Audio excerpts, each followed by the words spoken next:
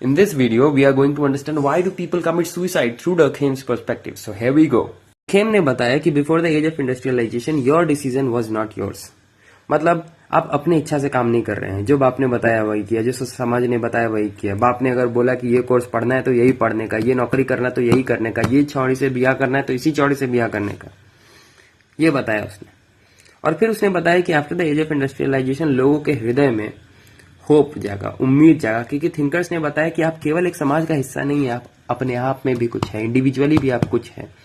तो आपका इच्छा जागा समाज के प्रति कि हाँ, हम इस समाज से निकल करके भी कुछ और कर सकते हैं, हम जो चाहे सो कर सकते हैं।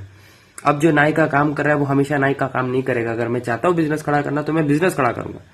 इसकी वजह से लोगों के हृदय में आया उम्मीद अपने आप से कि हाँ, मैं क्यों नहीं कर सकता हूँ, मैं भी तो बन सकता हूँ।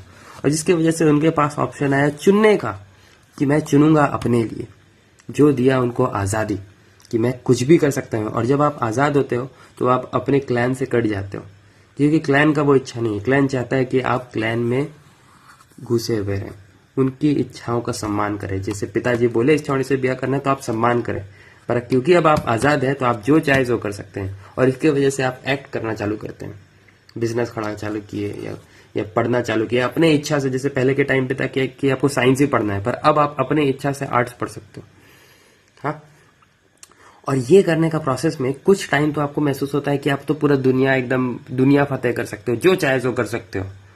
और आपका ऑप्टिमिज्म भी बढ़ता है क्योंकि एक टाइम प्रोडक्टिविटी आया, अगला दिन आया। पर धीरे धीरे क्या होता है कि आपके अंदर जलन पैदा होता है। जब आप अपने आसपास के लोगों को देखते हो आपसे बेटर करते हुए तो आप जलने लगते हो उनसे, और फिर आप सोचते हो कि आपके साथ क्यों अच्छा नहीं हो रहा है। और आपके हृदय में पैदा होता है डिसअपॉइंटमेंट कि मैंने ऐसा क्या पाप किया है, मुझसे क्यों नहीं हो रहा है। और फिर आप जो है ना टायर्ड हो जाते हो, अपने हेजिडेंट हो जाते हो, अपने चॉइसेस पे आप सवाल खड़ा करने लगते हो कि शायद मैंने कुछ गलत कर दिया, शायद मुझे कुछ बेटर करना चाहिए था। और ये सेल्फ डाउट जो है ना वो आपको खाने लगता है, क्योंकि ऑलरेडी आप अभी क्या है कि सोशल मीडिया की एज में you are seeing everybody doing great in life.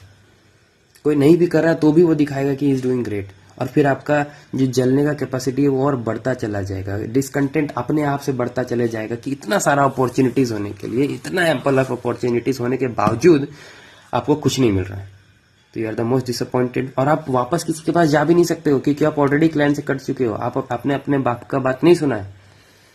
Which is why people commit suicide as said by Emile डुर्कहेम।